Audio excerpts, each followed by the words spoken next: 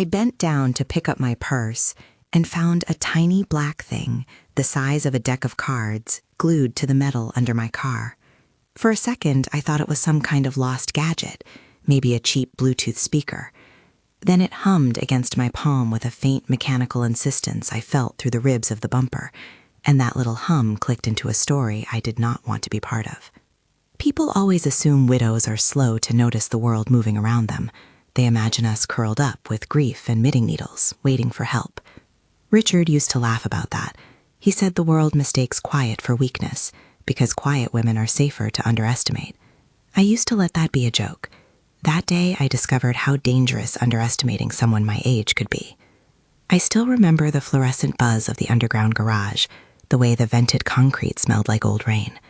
My purse hit the floor with that soft thud you expect from leather, not catastrophe. I crouched, reached, felt the metal cool, and then that little object. When I drew it out, my hand felt suddenly too exposed, like I'd plucked a wasp from my sleeve.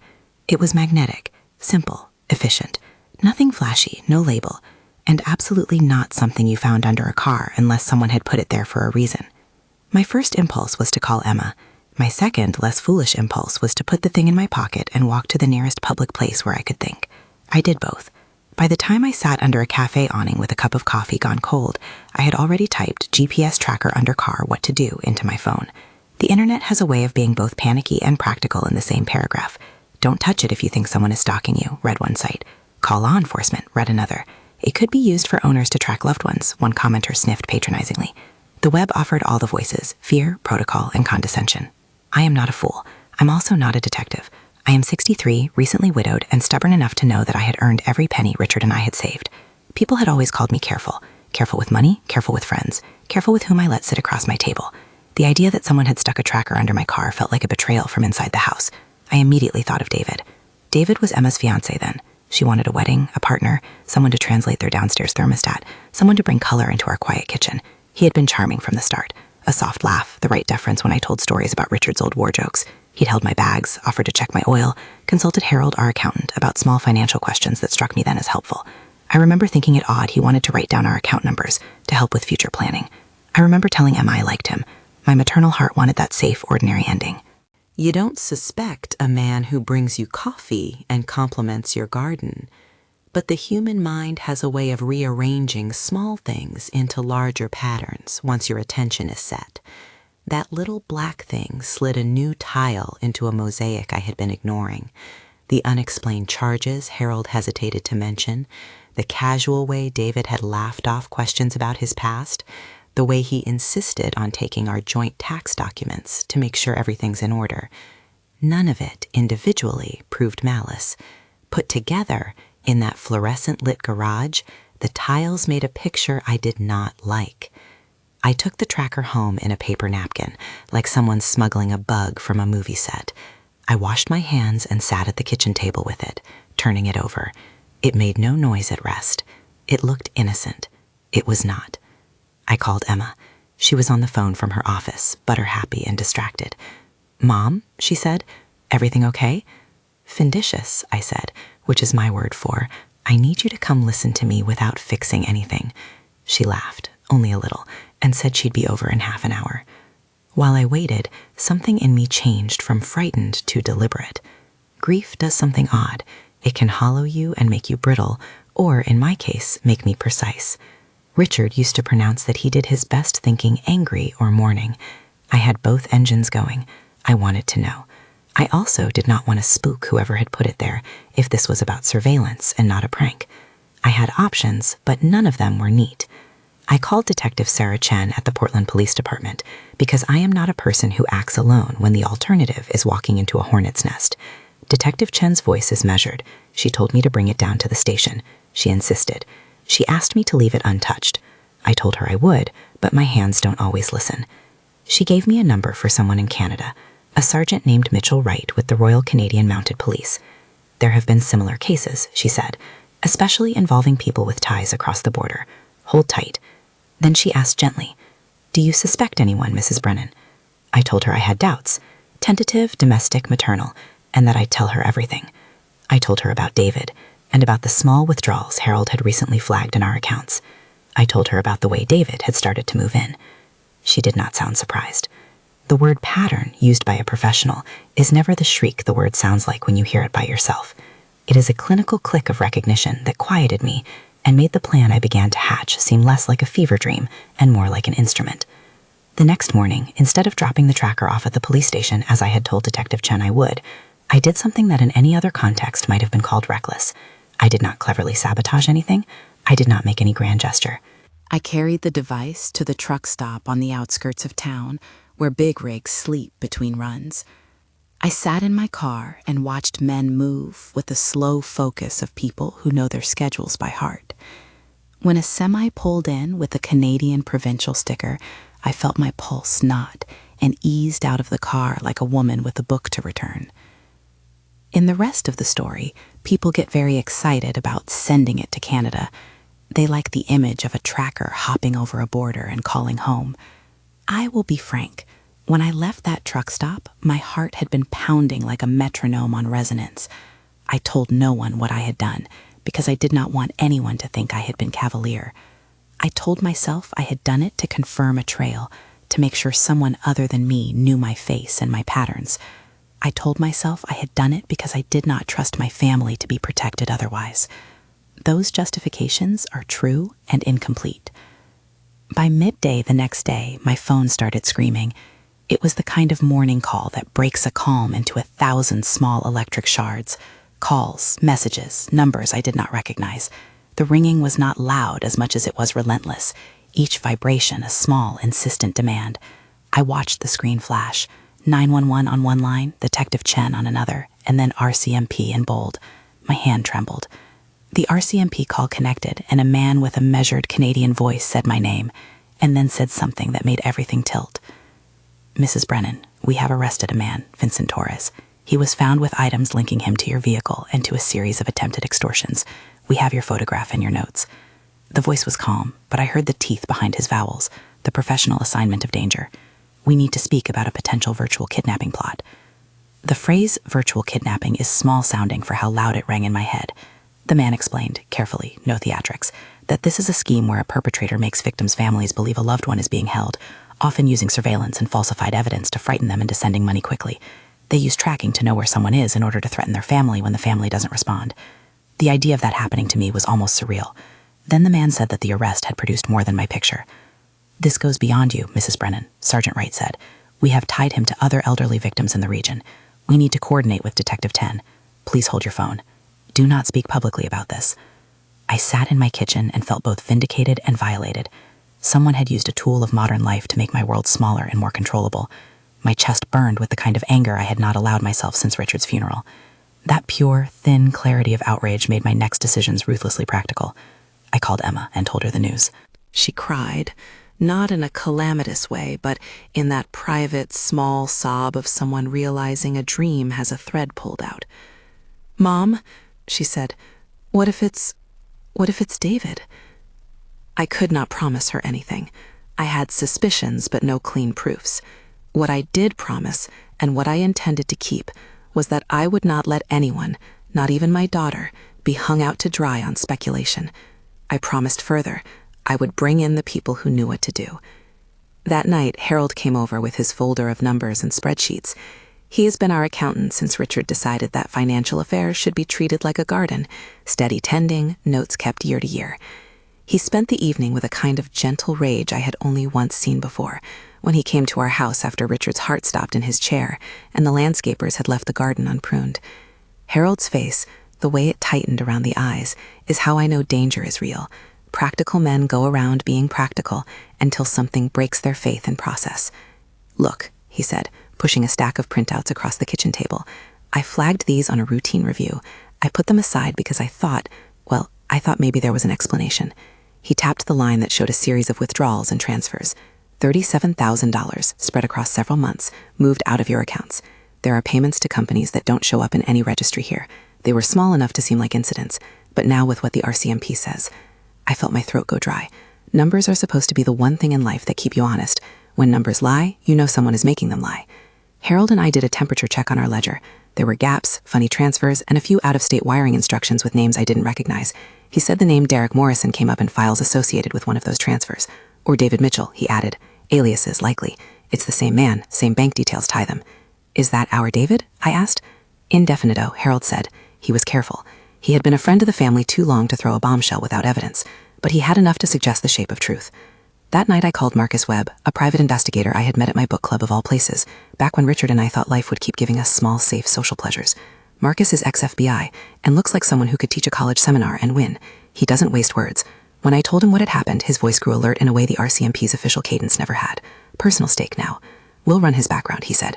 We can pull up a history on Derek Morrison, David Mitchell, and a few other variations. We can't accuse him yet. We can document. If there's a trail, we follow it. And follow it we did. Jennifer Walsh, the forensic accountant Marcus recommended, took the job. Jennifer is a woman who speaks in tidy sentences and finds pattern the way others find commas. She began to map our finances the way a cartographer maps a shoreline, line by line, transaction by transaction. She refused to romanticize my anger. People like to believe in one big theft, she said, but most con artists rebuild slowly, taking what is easy and rationalizing it. Her work was slow and lovely in its own way. She returned with notes that read like a detective novel, small payments to businesses that were fronts, cash transfers timed to anniversaries and holidays, withdrawals near where David said he'd been visiting clients. 3 victims with similar patterns, she told me quietly. Margaret Wellington, Helen Rodriguez, Janet Pierce. Names I had been told in whispers. She had numbers tied to them that made my stomach twist. By the time Detective Chen arrived at my kitchen table with Marcus and Susan Walsh, the lawyer I had hired, because when people you love are at stake, you must have an advocate, my life had become a room full of paper, emails and voices that all wanted to be believed. Susan sat back and let the facts breathe. She is clear the way a lighthouse is clear. She shows you where the shoals are, and then gives you a plan to navigate. We coordinate, she said. We don't act. We can't let the defense paint you as reckless. We document, we elevate. Emma listened, mouth twitching. She looked at David on video calls more critically now, and he bristled in ways he hadn't earlier. Coming in and out of our lives, he had been a seamless actor. Now, as the camera cut away to his living room with the cheap lamp and the oversized plant, small cracks showed.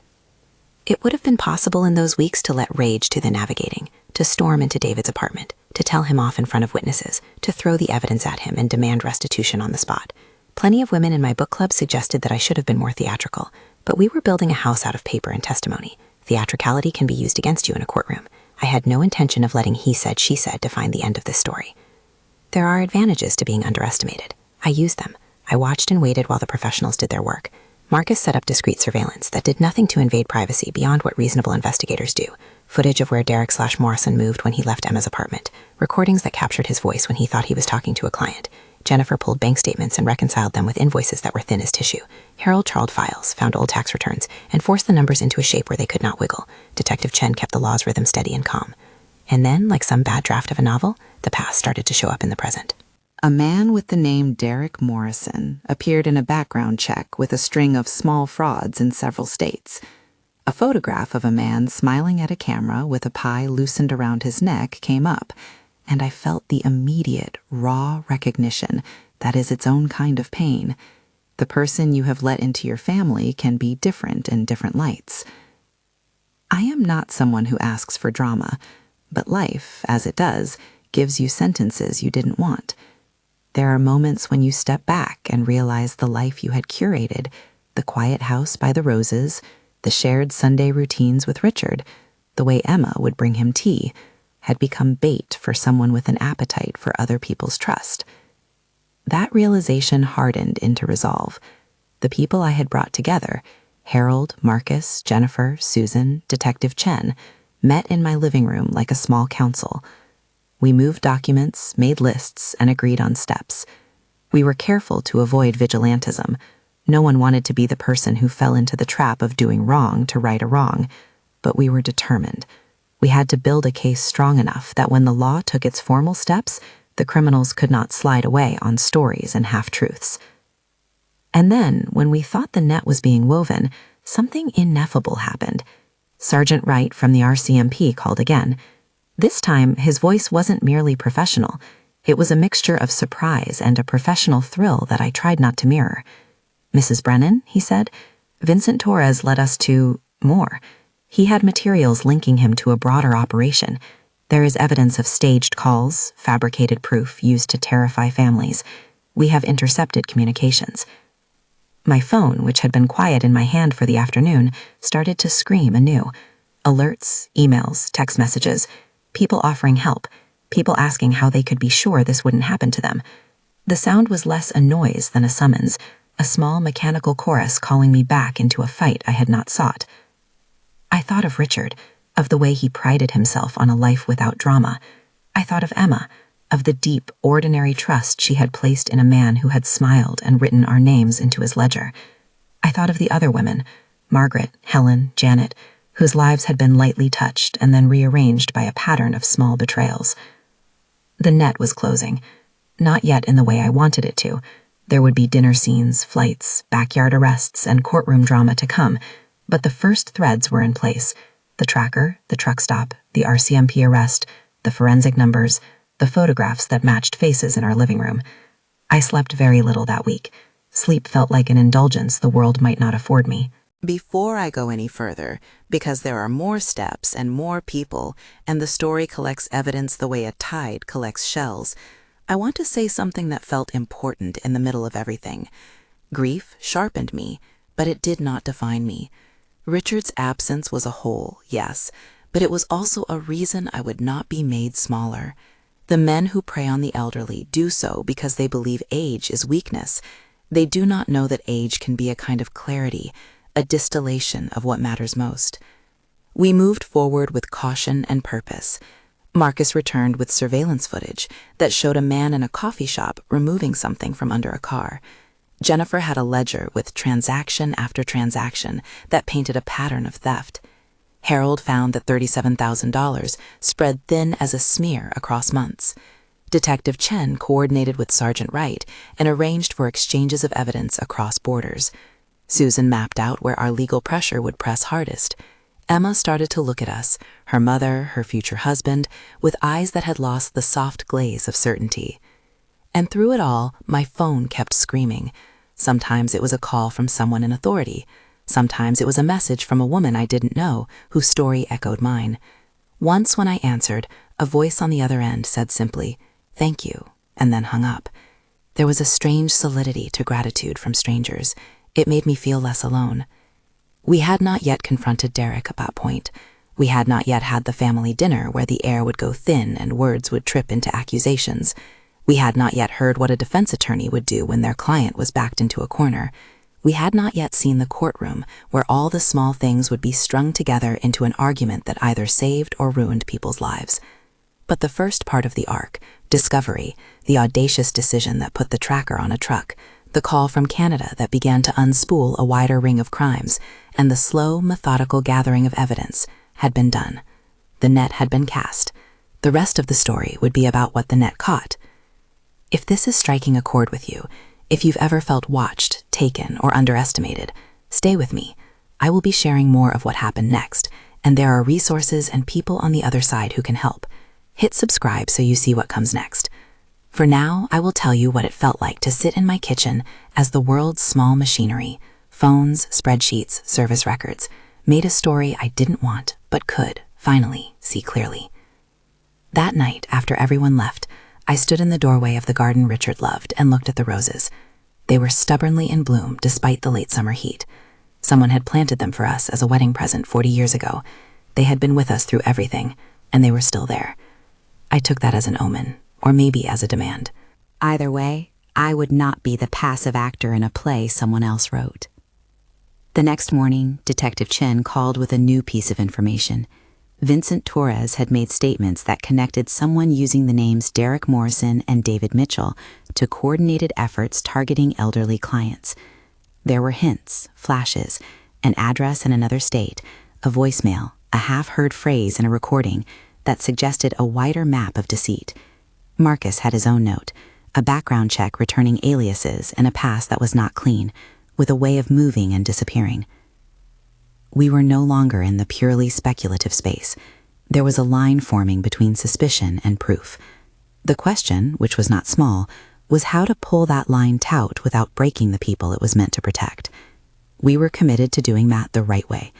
We were committed to making sure that when we marched into courtrooms and family rooms, we were armed with facts, not fury. And so we prepared. We gathered. We cataloged.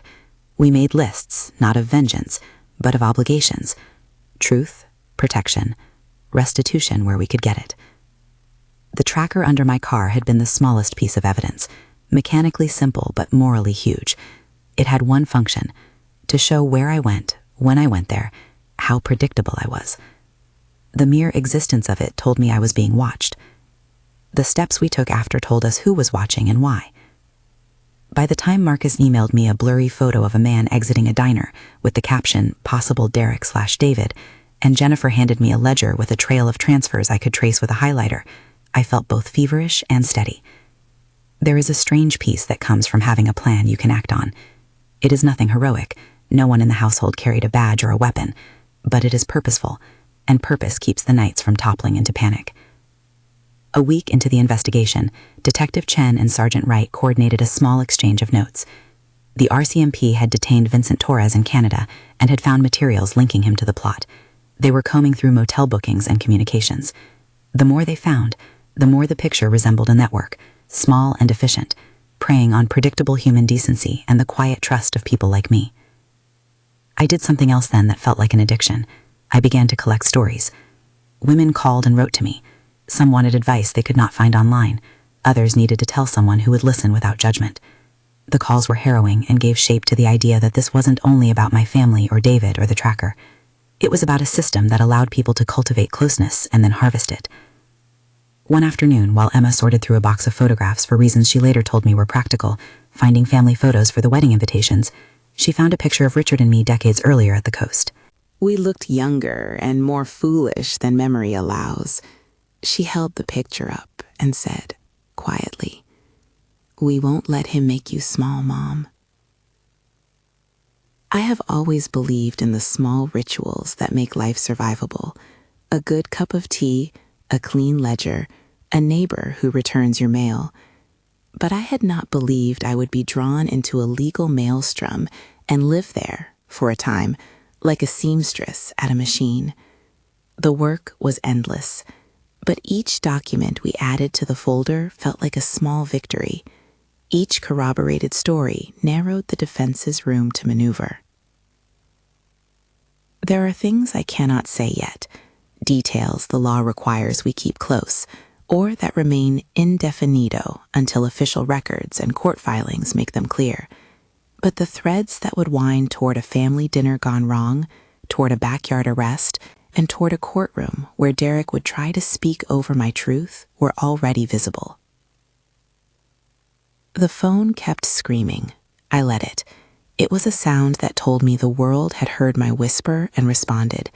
It would keep screaming in the days to come, and sometimes the sound was terrifying. Other times it was solidarity. When you are a woman of my age, people expect you to retreat. The truth is, we have enough life in us to know when something is worth fighting for. I was not fighting for a pile of money. I was fighting for faith and family, for the idea that trust should not be a commodity to be traded.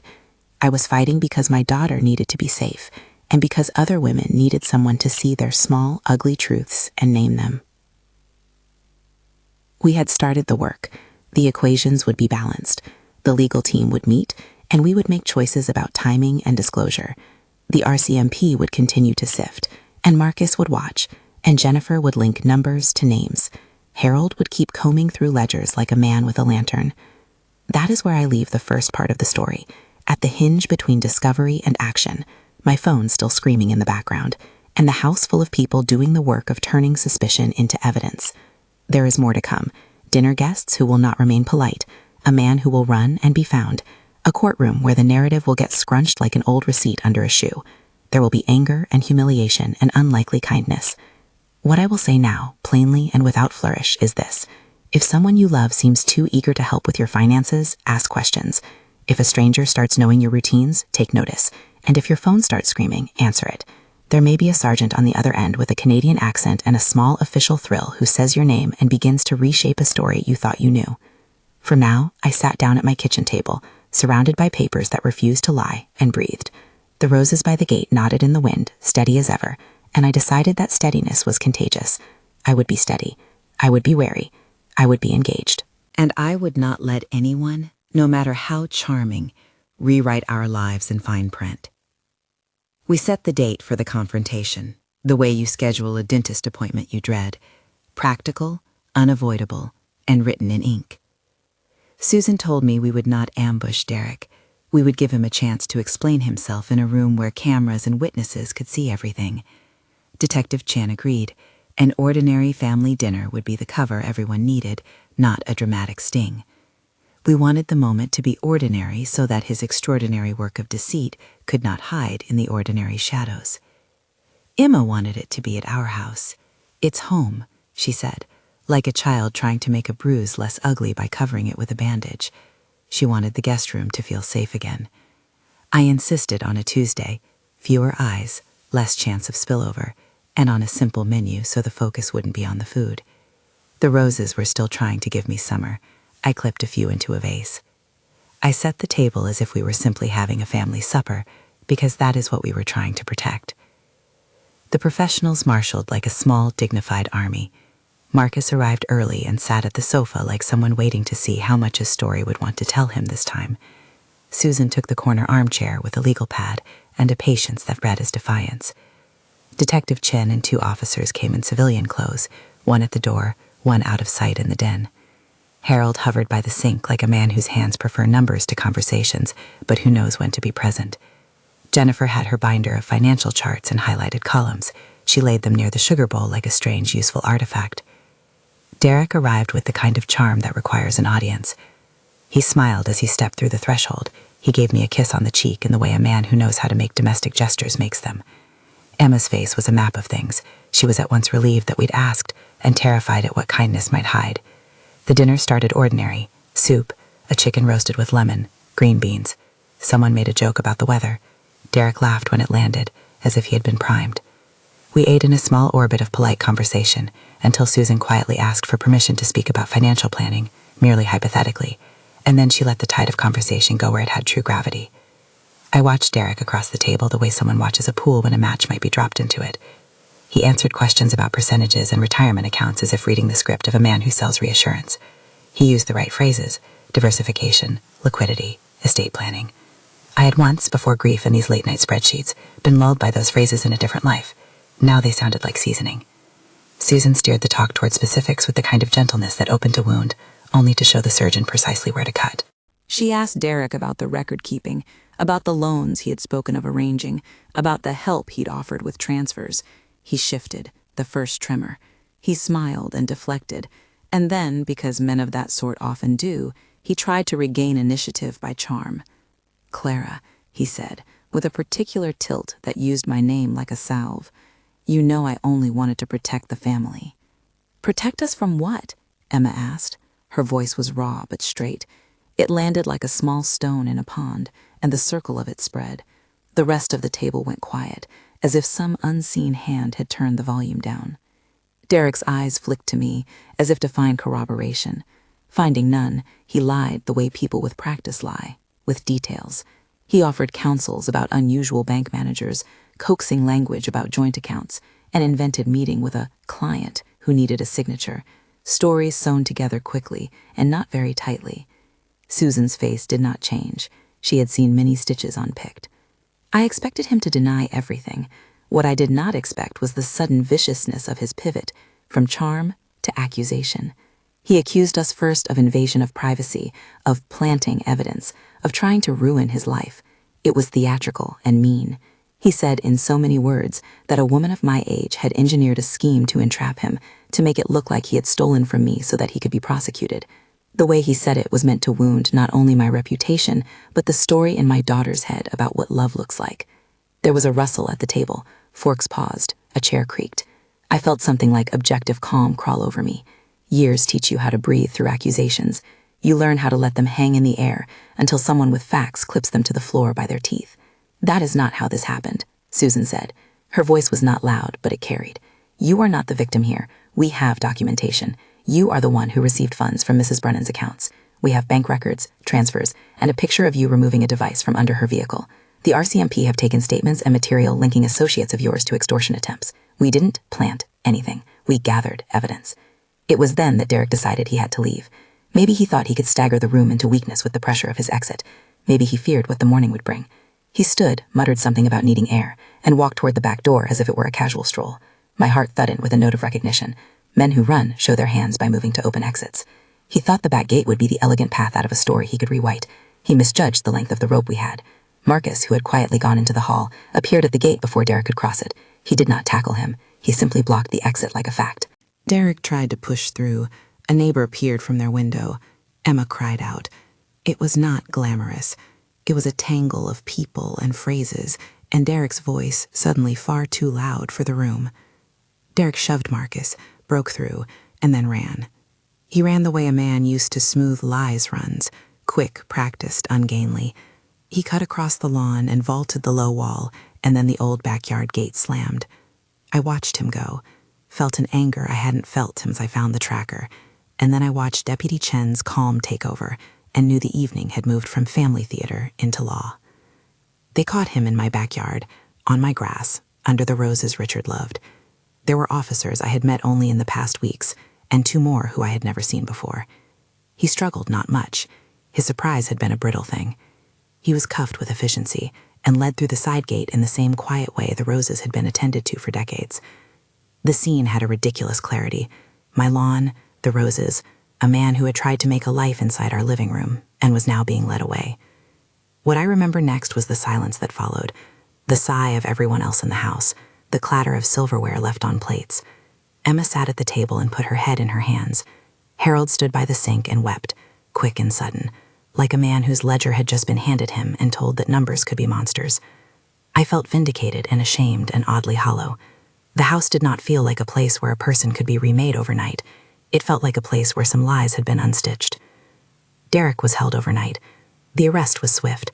The charges were indefinito in their final legal names until the prosecutor filed them with clarity. But the direction was plain.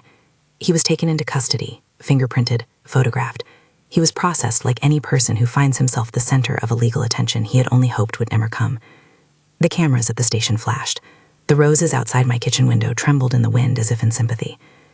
This is the point at which the ordinary work began to seem public. The case that had been a private combustion of paper and grief now had public witnesses and press. There were headlines that called it alleged. There were commentators who said things about family disputes. And there were neighbors who brought casseroles because in small towns you feed grief and legal embroilment the same way. Emma got both condolences and reminders of what she had almost lost. I got phone calls from women I had never met, and the chorus of "I almost didn't answer" or "I felt the same" grew louder. Preparation for trial began with the patience of a siege. Susan and Patricia Hernandez, the assistant district attorney who would eventually lead the prosecution, spoke on a kind of mutual wavelength. Patricia is not a woman of fireworks. She is the opposite, an unflashy machine of meticulous thought. Her calm suited me. She explained the strategy. Build a tight evidentiary narrative. Do not rely on theatrics. Let the numbers speak. We would let witnesses testify one by one. Harold for the accounts, Jennifer for the forensic analysis, Marcus for surveillance, Sergeant Wright for the RCMP links, Vincent Torres' statements as permitted, and Detective Chen for the chain of custody and timeline. The defense, Bradley Fitzgerald, fat and practiced in the theater of courtroom drama, had a strategy. He would try to paint me as the architect. He would suggest that I had manipulated the tracker and co-opted the story. He would call me reckless. He would call probability into question. That last bit was almost funny if it had not been dangerous. The defense's gambit rested on a crowd-pleasing narrative. Older woman, solitary rumor, drama. It is a familiar play. It works on jurors who have never met a ledger or a forensic spreadsheet. It plays on sympathy and on the expectation that oldness equals weakness. Susan and Patricia told me that Bradley would lean into that script. We prepared to cut it out at the root. Jury selection had a humbling quality. You get to watch a mosaic of lives and try to figure out who will see your story as truth. For me, there was an additional humiliation, sitting in a chair while strangers were asked about their feelings for elderly people who meddle and women who might stage accusations. I answered questions with the clarity I could force into my voice. I talked about the tracker, about the $37,000 that had been moved, about the ledger entries that Harold had found. I did not cry on cue. I let the facts speak. My hairdresser later told me that the look on my face in the courtroom photos was a steady kind of fury. I will take that as a compliment. The prosecution's opening statement was not a speech meant to inflame. It was a tidy construction of accusation and evidence. Patricia walked the jury through the pattern. Derek Morrison, using aliases, cultivated trust with older clients. He arranged help with finances. Money moved. Victims were isolated. A virtual kidnapping module was part of the toolkit. Vincent Torres was arrested with materials tying him to the operation. Our tracker, found under my car, had been linked to surveillance. She did not shout. She left the ledger be a drum. The defense's opening statement, by contrast, was a performance. Bradley tried to paint a picture in which a fragile woman had made a mistake that spiraled. He held up a version of the tracker story. My truck stop pilgrimage turned into manipulation, he suggested. He pointed at the holes and asked why I had not followed the neat path of a normal victim. His aim was clear: introduce doubt, and then let that doubt infect the jury's willingness to accept witness testimony on its face. We went through witnesses with the steadiness of workmen laying bricks. Harold walked jurors through the bank statements with the dignified irritation of someone who had always treated numbers like sacred things. He explained the $37,000 withdrawals in a way that was not flashy. Here is a transfer. Here is a deposit that does not match. Here is a vendor that does not exist. His explanation was not melodrama. It was arithmetic that quietly demolished Bradley's suggestion that these things were misread. Jennifer took the stand and moved with the unassuming competence of someone who has made a life of following money. She laid out the patterns, small payments that added up, transfers timed to personal milestones, the funneling of funds through shell businesses. She explained terms simply: layering, obfuscation, and the common practice of using small amounts to evade immediate detection. She did not get fancy. She did not need to. She produced spreadsheets that matched Harold's numbers, and the jurors could see the lines connecting accounts to alleged payees. Marcus testified to surveillance. He explained without sensationalism how he documented where Derek had been and who he met. He showed video clips that were grainy and ordinary and therefore devastating. The man in the clip putting something under a car. The man in another clip talking on a phone with the kind of practiced softness that con men use like a second language. The videos did not feel cinematic. They felt like the quotidian truth of someone working a pattern. Sergeant Wright's testimony was, in some ways, the most dramatic, because it came from so far away. He spoke of coordinated arrests and of Vincent Torres' statements. He described without coyness the idea of virtual kidnappings as a method of extracting money, noise calls, falsified evidence, urgent demands. His testimony tied the Canadian arrest to our local investigation and made the case feel less like a one-off tragedy and more like one node in a small network of exploitation. And then came the tangle Bradley had tried to arrange. He called into question the chain of custody of the tracker. He asked jurors to imagine a woman so consumed that she would plant evidence to send a man to jail. Bradley's tactic was old: inject a plausible personal failing into the narrative, and then you can bail out with a neat acquittal. Susan and Patricia had anticipated this. They had documented every custody transfer, every phone call, every meeting where photos and evidence had been shared with law enforcement. Detective Chen testified to the logs: when I called, how I handled the device in the beginning, how it was photographed and then given to Sergeant Wright through official channels, and, crucially, that I had declared what I had done. The defense tried to spin that into recklessness. The prosecution turned it into transparency.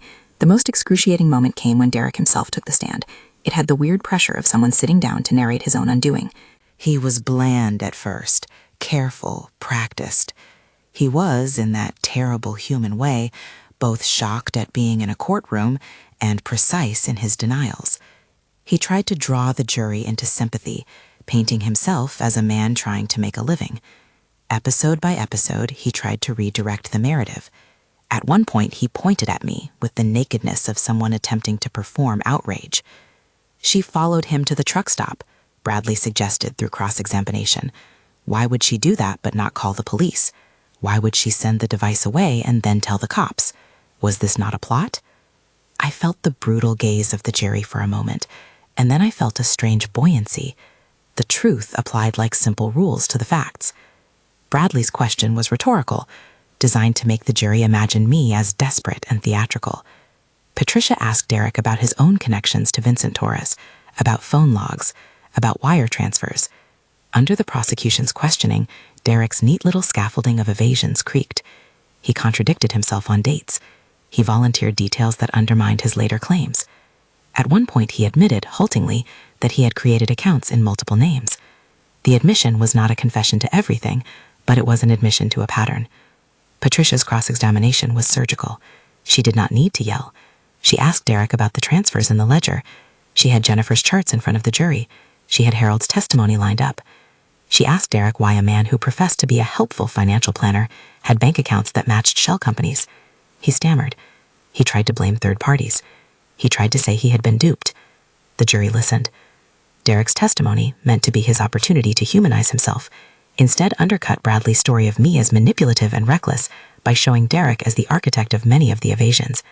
In the end, the jury retired for deliberation not in 15 minutes, as some court dramas would promise, but with the patient, grinding deliberation of citizens asked to do a small, enormous thing, place a verdict on a life. We waited in the hallway as if a train might sag into the station and make everything sudden again. Emma sat in the courthouse vestibule and held my hand the way a woman holds something fragile and dear. She had become, over these months, older in a way that did not feel like age. It felt like exactness. She did not need me to tell the story for her anymore. When the verdict came, it was not a single cinematic drumbeat. It was a list read aloud, and then an intake of breath. Derek Morrison, alias David Mitchell, was found guilty on charges that were defined in court and made plain in the record. The conviction felt like a person exhaling after a long-held breath. The courtroom itself somehow felt smaller afterward, as if the facts had folded up neatly, at least for that day. Sentencing was indefinito in its procedural specifics until the judge's calendar allowed it. When Judge Harrison pronounced sentence, the chamber held a rhythm of official gravity. He considered the pattern of offenses, the evidence of intent, and the impact on victims. The sentence was long enough to be felt for what it was, a multi-decade term that would put distance between Derek and the lives he had exploited. The number, as recorded in the public files, was approximately 28 years. I bow to the court structure and will not speculate beyond that articulated decision. Restitution was ordered. The court aimed to return funds to victims where possible and to account for the $37,000 that had been traced from my accounts. The mechanics of restitution involve banks and filings and sometimes slogging, but the verdict carried with it the small comfort of acknowledgement. The system, belatedly, had recognized wrong. The defense tried, afterwards, to make the record about me in ways both absurd and petty. Bradley had written op-eds. There had been talk radio segments. A few people said nasty things. Those moments stung less because the women whose names had been linked to the operation, Margaret, Helen, Janet, began to receive their own small notes of restitution, and more importantly, their names began to be heard as people, not as cases. Margaret wrote a letter that said, in ink that trembled but held, that she had been alone and had felt small until she found a community to stand with her. Helen and Janet, in their quieter ways, told investigators that they had been relieved not just for money, but for the acknowledgement that they had been wronged. There were still practicalities. The bank accounts had to be reconciled. Some funds were returned. Some funds had been spent and could not be replaced. Restitution is a legal mechanism, not a miracle. It helps, but it does not erase the months of fear or the evenings where a woman checks every call on her phone like a ritual. Still, a certain kind of justice had been done. A person who had cultivated betrayal had been shown in a court of law to have done so. That was not everything. It was something. After the courtroom's final gavel, and after judgment was entered, the life I had been returning to rearranged itself again. Emma and I started the Elder Fraud Prevention Foundation with the urgent practicality that has been my life's companion since Richard's death. We named it Indefinito for a while, because a name that matters is worth waiting for. The foundation's first aims were simple and pragmatic: education and online for suspected fraud, and workshops that taught older adults how to check numbers and ask the right questions without feeling shame. Emma agreed to take the lead as the director. She had been galvanized by the experience into a woman who could navigate both grief and organization with surprising assurance. I volunteered with governance and with the little things, arranging teas for volunteer days, writing op-eds about patterns to look for, and seeing to it that money raised was applied to victims and prevention. We also ensured we handled the ethical residue of the tracker situation, the part where people could ask, with some sincerity, whether my decision at the truck stop had been reckless. We were careful in public statements. Susan made sure our messaging emphasized that law enforcement had been informed, that responsibility lay with professionals, and that no one should try to replicate anything that could be dangerous. The foundation worked to make sure that people had paths that did not involve risky improvisation. We felt the obligation to prevent copycat misbehavior and to channel the energy of our story into structures that helped others. The community response surprised me. Women wrote, men wrote, and sometimes their letters were small and perfectly human. I answered a phone that rang at midnight, someone wrote, and it saved me because I finally listened when my mother said the cash didn't make sense. A former client of Derek's called to say that he felt foolish in the way children do. He had forgiven Derek earlier out of embarrassment, and now wanted to help. A local radio station invited me to speak, and I accepted but kept the remarks short and subdued. The goal was to create utility from horror. There were hard private conversations too. Emma and I had to rebuild trust, which is not the same as returning to the way things were. There are fissures in some relationships that do not mend with the old glue. We spoke frankly about boundaries, about her sense of guilt, and about my tendency to manage crises like knots to be untied. We learned to ask different questions at the table. Who handles the bills? Who has access to passwords? Who sets limits on helpful friends? These were not thrilling topics, but they were the scaffolding of good, ordinary life. Friends helped in small, practical ways.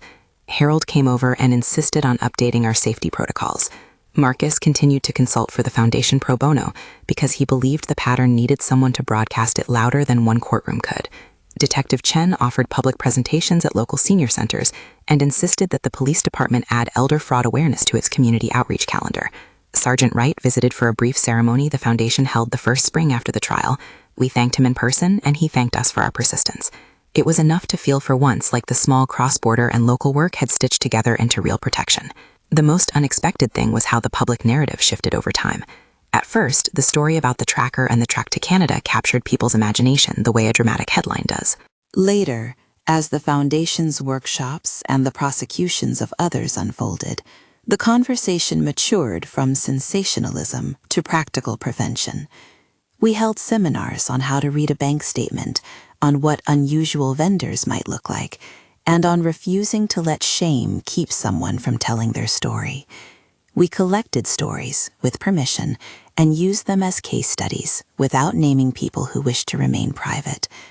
Our biggest success was not a number of arrests, but the small, steady education of a community. I cannot say that the hurt has completely gone. There are still quiet nights when I think of Richard and wonder how our ordinary life came to be used as bait. There are still days when the headlines will cycle and someone will say something unkind. But more of the time now is given to making things better. There is joy in that. There is work.